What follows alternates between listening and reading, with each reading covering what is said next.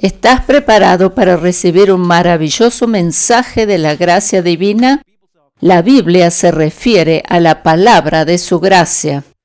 Habíamos dicho en nuestras enseñanzas anteriores que Cristo nos redimió. ¿Y no es esta una buena noticia? Este sería motivo más que suficiente como para alegrarnos por el resto de nuestros días sobre la tierra, ¿verdad? Creo que con esto ya alcanzaría como mensaje, pues es el resumen de todo el Evangelio. El Señor nos redimió de la maldición del afán y de tener que ganar nuestro pan cotidiano con sudor de la frente, con esfuerzo.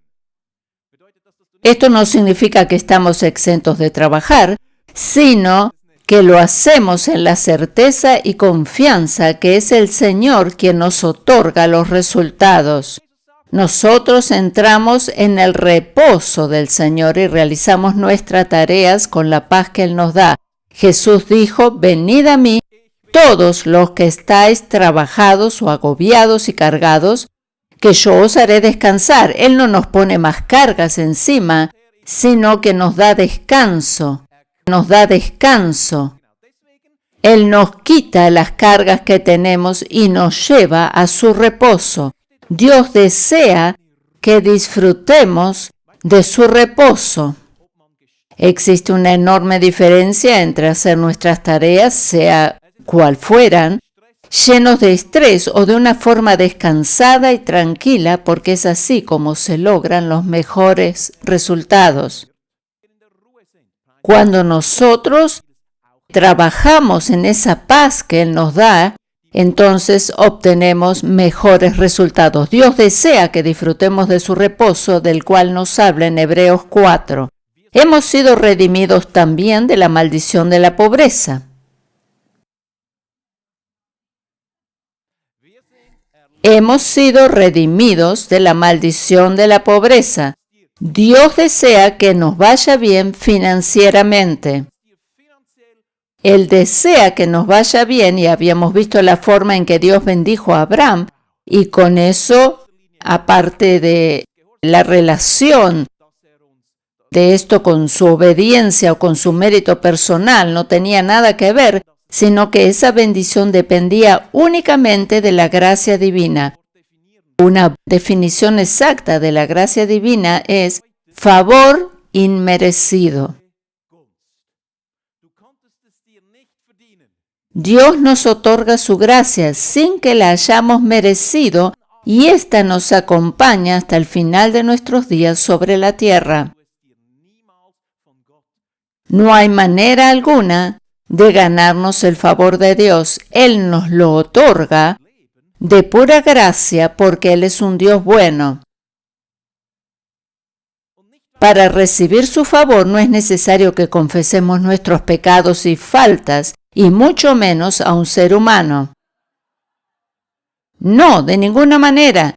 La gracia divina no la recibimos de un pastor o un sacerdote, sino que esa gracia proviene directamente de la mano de Dios. Como dije, repito, la gracia divina no la recibimos de un pastor o un sacerdote, sino que proviene directamente de la mano de Dios. Habíamos visto también que el Señor nos redimió de la maldición de la enfermedad y el significado que la Santa Cena tiene para nosotros. Esta fue una revelación, ¿verdad? Así como la enfermedad, la perdición, la muerte sobrevinieron a la raza humana por comer del árbol de la ciencia del bien y del mal, lo que hizo que se pusieran a sí mismos bajo maldición, de la misma manera, o sea, por comer o participar de la cena del Señor, Dios revierte esa maldición en bendición. La Santa Cena, o Cena del Señor, como otros la denominan, es algo poderoso para nosotros los creyentes. El pan que representa el cuerpo partido del Señor está para nuestra sanidad y la copa que representa su sangre que nos limpia de todo pecado. Hoy vamos a ver otro de estos aspectos que involucra la redención. Cuanto más revelación tenemos sobre el tema, más deseamos saber de él, ¿verdad? Es como el hambre, el cual se siente con mayor intensidad después de probar el primer bocado.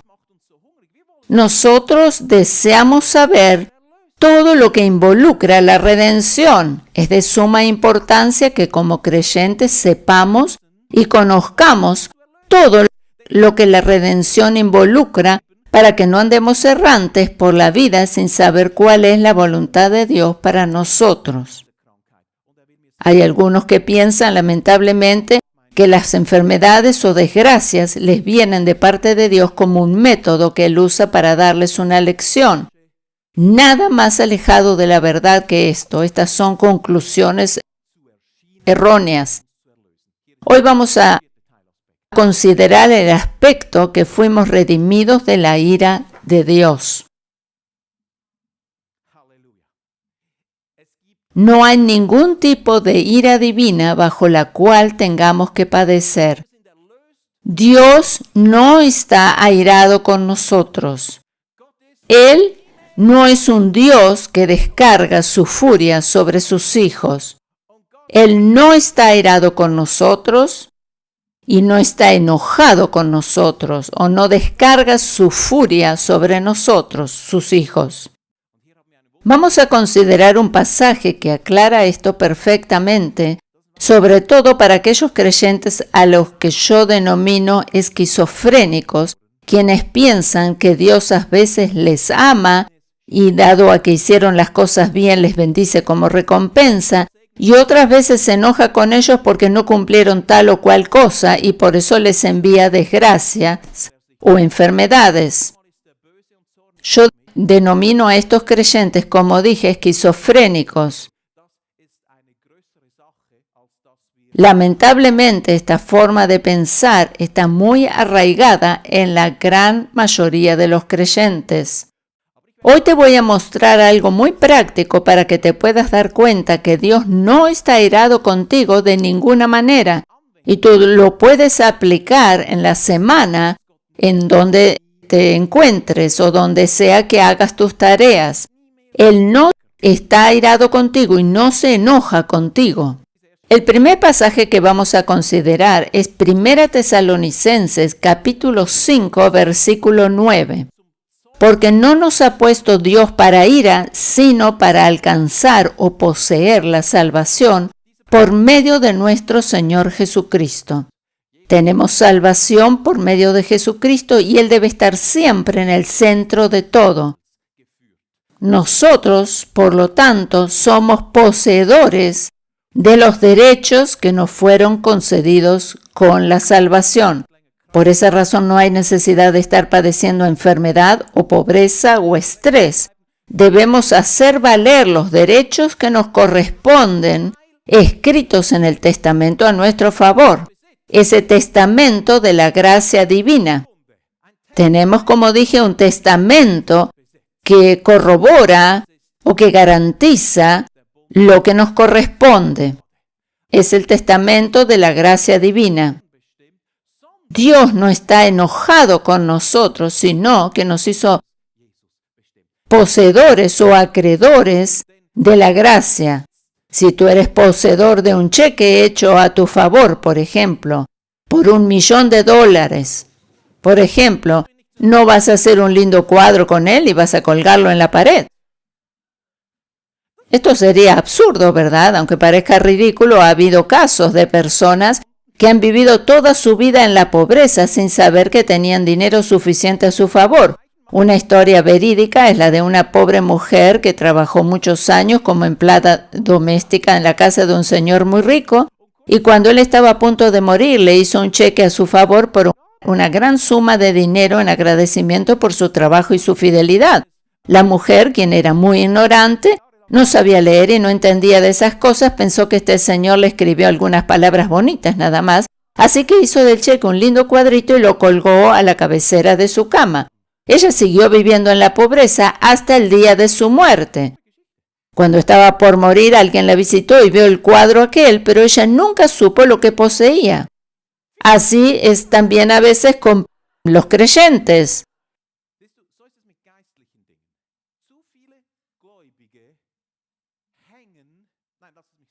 Así sucede con las cosas espirituales. Muchos creyentes dejan su testamento, el Nuevo Testamento, depositado. Muchos creyentes dejan su testamento o el Nuevo Testamento depositado en el estante de libros sin interesarse por lo que dice. Estos creyentes deberían saber que poseen los derechos de la salvación, pero no los conocen como para hacerlos valer. Cuando poseemos un cheque, deseamos hacerlo efectivo de inmediato, ¿verdad? Mi deseo como pastor es que todos vosotros hagáis efectivos los derechos que os fueron otorgados en la salvación. Tú te puedes preguntar cuál es la manera de hacer efectivos esos derechos. Pues si estás enfermo, por ejemplo, toma la Santa Cena en tu hogar, recordando lo que el Señor logró por ti en la cruz, al saber la sanidad para tu cuerpo representado en el pan y el perdón de pecados representado en la copa. Esta es la forma de hacer efectivos tus derechos. En el caso, por ejemplo, que te ataque el estrés, tú haces efectivos tus derechos recordando una y otra vez que debes mantenerte en el reposo del Señor. Para esto no necesitas estar orando 2 horas consecutivas, porque a veces no tienes el tiempo para ello, ni estás en el lugar apropiado y debes tomar decisiones muy rápidas. Pero solo unos pocos segundos son más que suficientes para poner las cosas en las manos del Señor y dejar que Él se encargue de los resultados. Esos pocos minutos o segundos incluso alcanzan antes de comenzar tu trabajo, por ejemplo, cualquiera que sea la tarea que tengas para realizar, dejas las cosas en las manos del Señor y confías en Él por los resultados. Esta es la verdadera posición de descanso y de confianza. ¿Cómo efectivizamos el bienestar en nuestras vidas? Primero, quitando de nuestra mente todo pensamiento equivocado en relación a las bendiciones divinas. Y si piensas que a causa de que hiciste algo malo, Dios no te va a bendecir, estás equivocado. Él no nos bendice de acuerdo a nuestro mérito o esfuerzo propio, sino de acuerdo a su gracia o su favor inmerecido, independientemente de lo que hayamos hecho o no. Tú no puedes volver el tiempo atrás para corregir lo que hiciste, pero Él no mira las cosas desde el pasado para amargarse el resto del tiempo, sino que te ve desde el futuro y restablece con creces lo que se perdió. Dios siempre te mira no como nosotros que nos miramos desde el pasado y nos amargamos por lo que sucedió, sino que Él nos ve desde el futuro. Él te prepara un futuro donde te restablece con creces lo que has perdido, para que nos sea posible efectificar lo que nos corresponde por derecho de redención. Es de suma importancia que comprendamos que Dios no está airado con nosotros, ni lo va a estar. Por esto, vamos a ir a un pasaje del Antiguo Testamento donde encontramos un maravilloso simbolismo de Jesucristo. ¿Qué es un simbolismo? Un simbolismo o sombra de algo no muestra lo real, sino que indica hacia aquello que es reflejado allí. Por ejemplo, aquí yo veo mi sombra o vosotros veis mi sombra.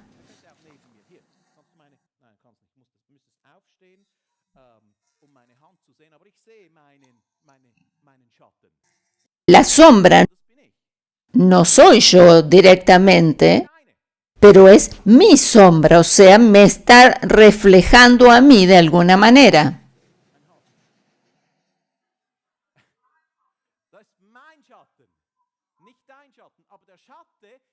La sombra me refleja a mí.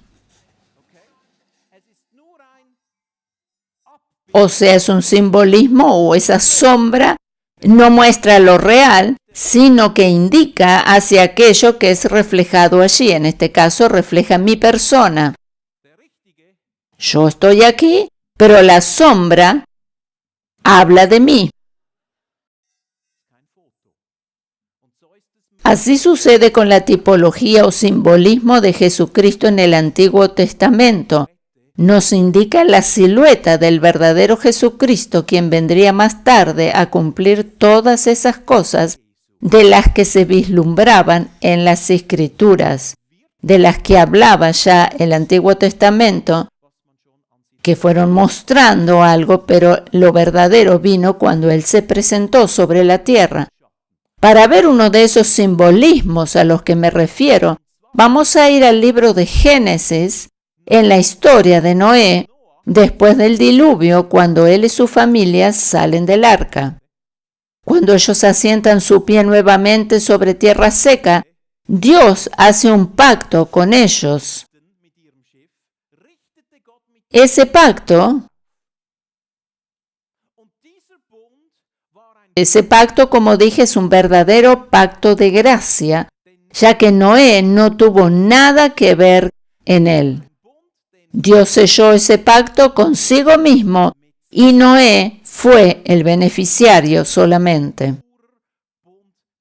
Este es un pacto de gracia y esto lo leemos en Génesis capítulo 9, versículos 9 al 16. Comenzamos leyendo en el versículo 9. He aquí que yo establezco mi pacto con vosotros y con vuestra simiente después de vosotros. Cada vez que aparece la palabra simiente en singular en la Biblia, se refiere en primer lugar a Jesucristo. Aquí habla de Jesucristo. Por supuesto que también implica aquí a los descendientes que vendrían después, pero la palabra simiente en singular se refiere siempre en primer lugar a Jesucristo y luego más en general a los descendientes que siguen. Lo vemos también después cuando habla el libro de Gálatas sobre la simiente, habla de Jesús en primer lugar y luego a los descendientes o al pueblo de Israel o a los que vendrían después. Pero siempre la palabra simiente en singular se refiere a Jesucristo. Aquí vemos que este pacto no es un pacto que Dios establece con Noé o que es con el ser humano, es justamente un pacto de gracia porque el ser humano no tiene participación alguna, sino que es solamente beneficiario. Dios establece ese pacto consigo mismo, al igual del que selló con Abraham. En el versículo 10 leemos, y con todo ser viviente que esté con vosotros, aves, animales y toda bestia de la tierra que está con vosotros, desde todos los que salieron del arca hasta todo animal de la tierra, y estableceré mi pacto con vosotros, y no exterminaré jamás toda carne con aguas del diluvio, ni habrá más diluvios para destruir la tierra.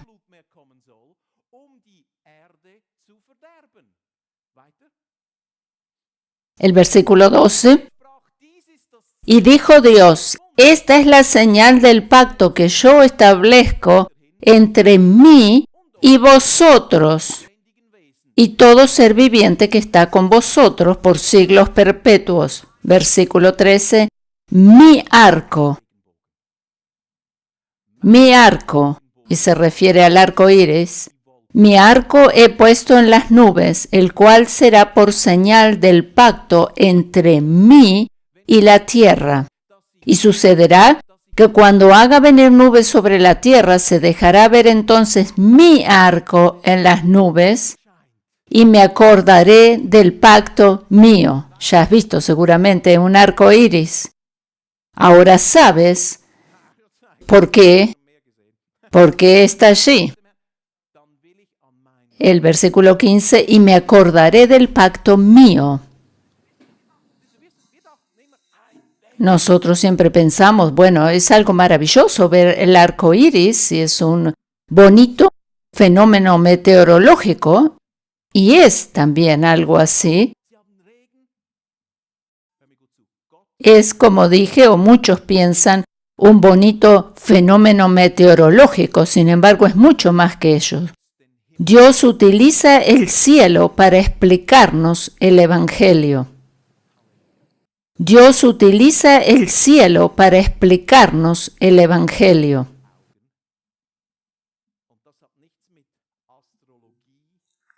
En los ojos de Dios, y esto quiero explicarlo bien, y esto no tiene nada que ver con astrología o algo por el estilo, sino que Dios utiliza las estrellas para anunciarnos el Evangelio. Muchos científicos cristianos coinciden que las estrellas en el firmamento nos hablan del Evangelio. Esta es la manera, o fue la manera, que Dios utilizó para anunciarle el Evangelio a Abraham. Dios, como dije, utilizó para anunciarle el Evangelio a Abraham las estrellas, y aquí no estamos hablando de astronomía, mucho menos de astrología. El método que Dios usó para anunciarle el Evangelio fue justamente mostrarle las estrellas. Esto lo vemos en Génesis capítulo 15. Pablo nos dice en Gálatas capítulo 3, versículo 8, que Dios le mostró a Abraham, le anunció la buena nueva, o sea, el Evangelio de antemano. ¿Cómo lo hizo? Precisamente mostrándole las estrellas en el firmamento, diciéndole que él sería engrandecido, bendecido, y que su descendencia iba a ser tan numerosa como las estrellas que estaba viendo. Si bien Dios usó ese método, y muchos científicos cristianos coinciden en decir que las estrellas y constelaciones encierran mensajes de parte de Dios para la raza humana, de modo que nadie puede tener excusa, hoy en día nosotros no tenemos que estar estudiando las estrellas para comprender lo que Dios nos quiere decir, ya que tenemos su palabra escrita. En el tiempo de Abraham no había Biblias, por esa razón Dios usó este método. La Biblia menciona también que los cielos serán enrollados como un pergamino o libro, porque dejarán de existir y vendrá todo nuevo. También habla de los cielos y que la tierra han de pasar, mas su palabra, su amor, su bondad y su gracia permanecen para siempre. Yo quiero llamar tu atención a que cuando veas el arco iris, o cada vez que lo veamos, nos demos cuenta que Dios nos está diciendo que estamos amparados en su gracia o bajo su gracia. La semana pasada el pastor que predicó aquí tomó una foto antes de la reunión. Había tormenta que se avecinaba y se vio un arco iris en las nubes y ella lo fotografió aquí sobre nuestro edificio, un maravilloso cuadro de lo que es la promesa de Dios. Cada vez que vemos el arco iris en el cielo, Dios nos está diciendo que estamos amparados bajo su gracia. Dios utiliza esta señal en el cielo para mostrarnos su gracia. Dios utiliza esta señal en el cielo para mostrarnos su gracia. No todos van a creer o van a escuchar a un predicador, pero no tienen excusa cuando miran el cielo. Habíamos leído en el versículo 16, estará el arco en las nubes y lo veré y me acordaré de este pacto perpetuo entre Dios y todo ser viviente con toda carne que hay sobre la tierra. El arco iris está como señal de su pacto de gracia. Sin embargo, Dios nos desea mostrar algo más que esto, y para ello vamos a ir a otro pasaje, el cual encontramos en el libro de Isaías, capítulo 54, versículos 8 al 10. Con un poco de ira escondí mi rostro de ti por un momento. Dios estaba airado con la raza humana en los días de Noé a causa de la gran maldad de aquellos días. En aquel tiempo, la maldad era tremenda. Hoy en día escuchamos de continuo terribles noticias sobre peleas y guerras ocasionadas por la maldad humana, las cuales nos horrorizan. sobre todo lo que tiene que ver con lo que se trata de la droga y sus consecuencias. Y estas noticias que leemos o escuchamos son terribles. En los días de Noé, estas cosas estaban a la orden del día, pues la maldad era mucha sobre la tierra, y todo designio de los pensamientos del corazón de los hombres era de continuo solamente al mal. Así que Dios tuvo que hacer algo para salvaguardar a sus justos. De otra manera, hubiesen perecido los justos. Dios siempre protege a los justos. Y esta es la seguridad que tenemos. No importa lo que venga o suceda, Dios siempre nos va a proteger.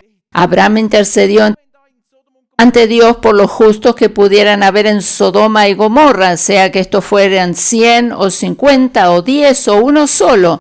Y Dios le prometió que aunque fuera uno solo, un solo justo, hubiese sido encontrado allí, Él preservaría esas ciudades de destrucción. Sin embargo, no fue hallado ni uno solo.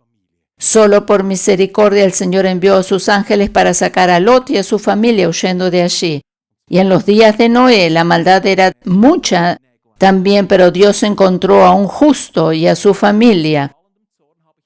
Por eso aquí dice, leíamos, con un poco de ira escondí mi rostro de ti por un momento, pero con misericordia eterna tendré compasión de ti, dijo el Señor tu Redentor. Y dice en el versículo 9, pues esto me será como en los días de Noé, cuando juré que nunca más las aguas de Noé pasarían sobre la tierra. Así he jurado que no me enojaré contra ti ni te reñiré. Así he jurado que no me enojaré contra ti ni te reñiré. Porque los montes se moverán y los collados temblarán, pero no se apartará de ti mi misericordia, ni el pacto de mi paz. El pacto hecho con Noé representado en el arco iris. Ni mi pacto de paz se quebrantará, dijo el Señor, el que tiene misericordia de ti. Habíamos visto anteriormente en Génesis capítulo 9 lo siguiente. En el versículo 11.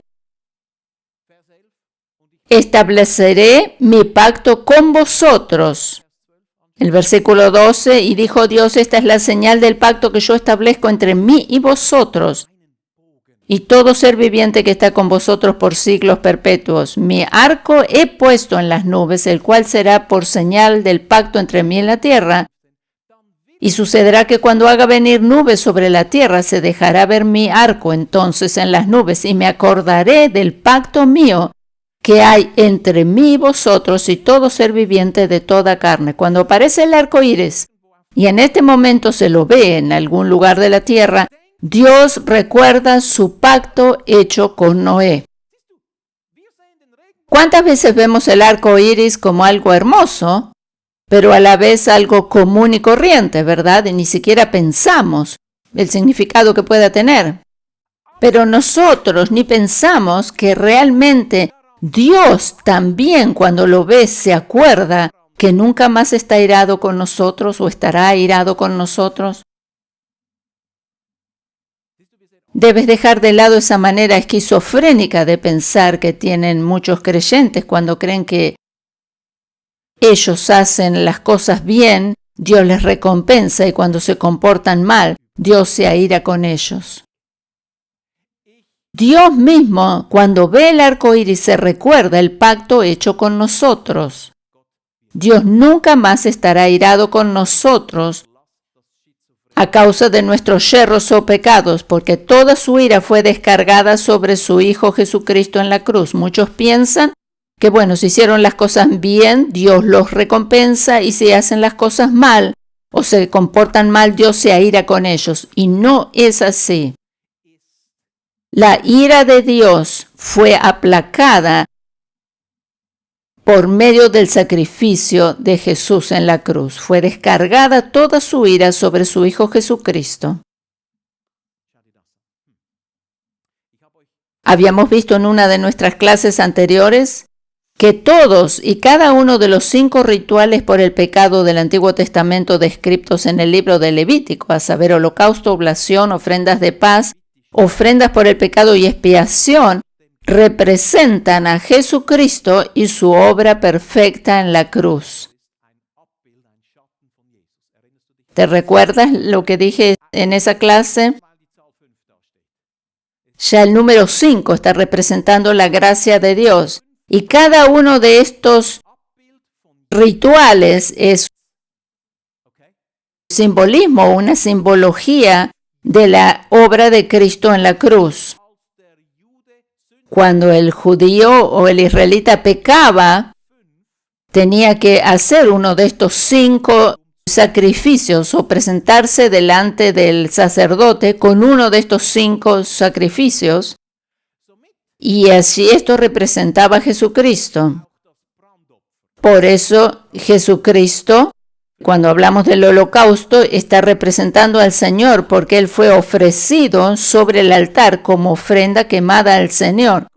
Vamos a ir para ver esto más en detalle. Vamos a ver en Efesios capítulo 5, versículo 2. Y andad en amor, como también Cristo nos amó y se entregó a sí mismo por nosotros, ofrenda y sacrificio a Dios en olor fragante. ¿Qué quiere decir este pasaje? Esto es Jesucristo. Aquí nos habla de holocausto, ese cordero ofrecido sobre el altar como una ofrenda quemada al Señor. Y dicho cordero debía ser ofrecido de una manera determinada. Esas partes debían ser puestas sobre el altar y cuando estas partes humeaban, esto se elevaba como un olor grato delante de Él. Por eso la Biblia nos habla de este holocausto. La palabra nos habla específicamente de esto en Éxodo capítulo 29, versículo 18. Ese humo que se levantaba de allí era un olor grato delante de Dios. Por esa razón, el sacrificio de Cristo en la cruz como cordero inmolado es un olor fragante ante Dios. Así como aquel holocausto, antes, bajo la ley de Moisés, digamos, aplacaba la ira divina de alguna manera, Jesús es el sacrificio, el holocausto, en la cruz ofrecido por nosotros como cordero inmolado. Por esa razón, cuando Jesús está sobre la cruz y dice, tengo sed, esto nos muestra que él estaba siendo quemado y consumido como un holocausto, porque la Biblia nos habla que Dios en su ira es como fuego consumidor. Jesús cargó sobre sí todos nuestros pecados como cordero inmolado. Toda la ira de Dios fue descargada sobre Cristo. Y Jesús fue allí inmolado, por eso él dijo, tengo sed. Jesús en la cruz fue nuestro holocausto. En aquel momento la gente comprendía por qué él dijo, tengo sed, y le dieron vinagre de beber. Y vamos a verlo, esto está en Juan capítulo 19.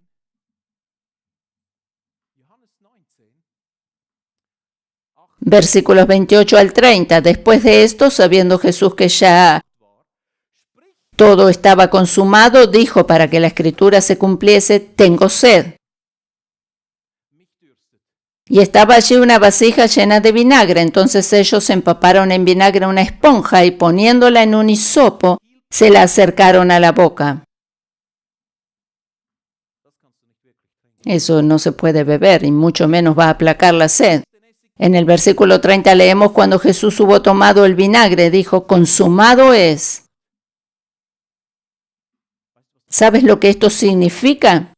Jesús como sacrificio perfecto fue quemado sobre la cruz, llevando sobre sí mismo toda la ira de Dios, la cual es como fuego consumidor. Esa ira de Dios que fue descargada sobre él, le consumió y por eso exclamó, luego, consumado es, lo cual significa que la ira de Dios fue aplacada y Él nunca más va a estar airado con nosotros. La ira de Dios en cuanto al pecado fue puesta sobre Cristo y por eso Él nunca más va a estar airado con nosotros. Por esa razón es que nos referimos al pacto de la gracia, porque Jesucristo ocupó el lugar que nosotros hubiésemos merecido. Nosotros tendríamos que haber muerto sobre la cruz, pero como no lo hicimos porque Cristo fue nuestro sustituto, este es un pacto de gracia. Cuando nosotros no tenemos nada que ver en cuanto a lo que significa, sino que somos solo los beneficiarios, es un pacto de gracia. Cuando Jesús dice consumado es que esa ira de Dios está aplacada. Y cuando Él exclama sobre la cruz, mi Dios, ¿por qué me has desamparado? Esta es la primera vez que Él llama a Dios a su Padre. Y la razón es que en ese momento, cuando Dios descarga toda su ira a causa del pecado de la raza humana sobre su Hijo Jesucristo, le tiene que dar la espalda y abandonarlo en ese momento. Y Jesús se da cuenta de eso, o lo siente, por eso dice, mi Dios, ¿por qué me has desamparado? Y Él lo hizo para que tú y yo hoy podamos exclamar, Padre mío, ¿por qué eres tan misericordioso para con nosotros? Jesús exclamó, consumado es, y eso nos dice que la ira de Dios se apagó. En el momento en que Él pronuncia estas palabras, el velo del templo se rasga de arriba a abajo, y eso significa que la ley no tiene más vigencia para nosotros. Esto nos muestra, el velo rasgado significa que cuando ese velo rasgado significa que todos los rituales del Antiguo Testamento que debían ofrecerse en el templo por los pecados cometidos no tenían más razón de existir porque Cristo fue la ofrenda perfecta ofrecida una vez y para siempre. Al aplacarse la ira de Dios, la ley deja de tener vigencia. ¿Sabes que la ley produce ira? ¿Sabes que la ley produce ira? En Romanos capítulo 5, versículo 15, vamos a leer.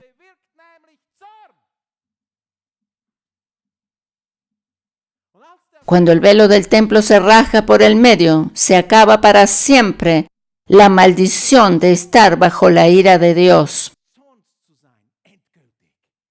Ese velo no va a volver a ser reparado, a menos que tú y yo de alguna manera tratemos de ponernos otra vez bajo la ley. El velo del templo fue rasgado y tenemos entrada al lugar santísimo, el cual se encontraba del otro lado del velo. Ese era el lugar que solo el sumo sacerdote podía entrar una sola vez y para siempre. Podía entrar una sola vez al año bajo estrictas formas de preparación para ofrecer los sacrificios. En el nuevo pacto tú y yo tenemos libre acceso a Dios. La gracia nos permite tener relación y comunión con el Padre. La ira de Dios,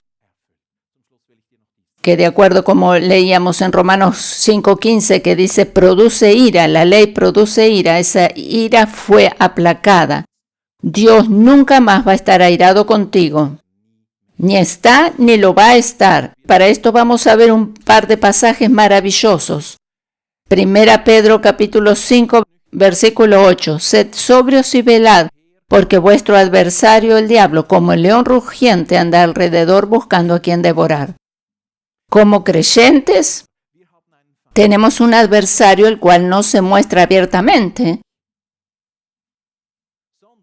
sino que usa la táctica de poner pensamientos en tu mente para hacerte creer que Dios está airado contra ti. Él te hace pensar que quizás Dios está todavía enojado contigo por alguna cosa que tú hiciste o dejaste de hacer. El diablo anda como león rugiente, nos dice la Biblia. a nuestro alrededor. ¿Y sabes lo que eso significa? Como Él trata, con ese rugido del león, trata de imitar la ira de Dios. Cuando en la palabra se menciona al león, nos está hablando del rey. La Biblia, cuando se refiere al león, siempre está refiriéndose al rey. En Proverbios, capítulo 19, versículo 12, leemos: como rugido del león es la ira del rey, y su favor o su gracia como rocío sobre la hierba. Deseo que prestes atención a lo siguiente. Dios tiene ira, pero no está airado.